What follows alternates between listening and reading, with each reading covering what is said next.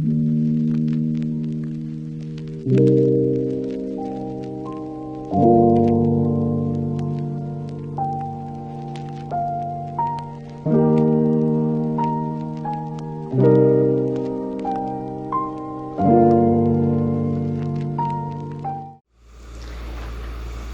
would like to, are you done?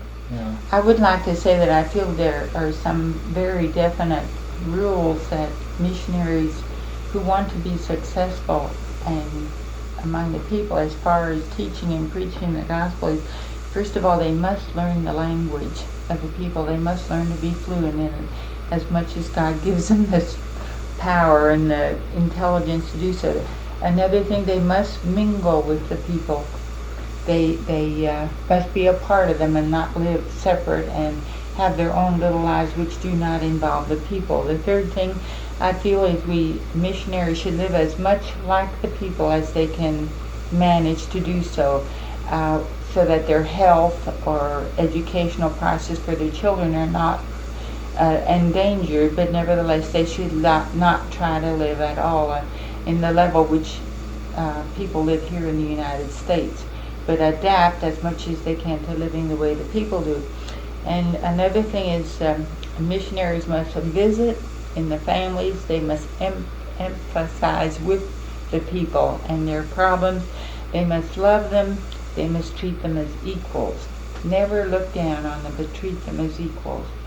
And then lastly, a missionary should learn the cultural differences. It doesn't all come at once, it's slowly learned. But with all those things taken care of as a part of a new missionary's life, they're more likely to do successful work. Martha, were you readily accepted by the women of this area? Well, once I learned their language, yes. I never will forget when I returned to Billis Carmel, which is a hospital and sort of a center of our work at the time, and it has since been destroyed completely by the Sandinista army. We had gone over into Honduras, and I had lived there 2 years among the Mosquito people, and I'd learned to really speak the Mosquito and think in it.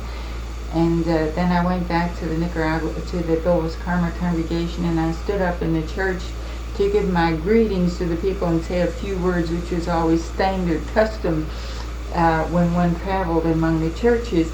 And afterwards, the women all came around me and said, Parson's wife, you really are one of us now. You speak Mosquito like a Mosquito person.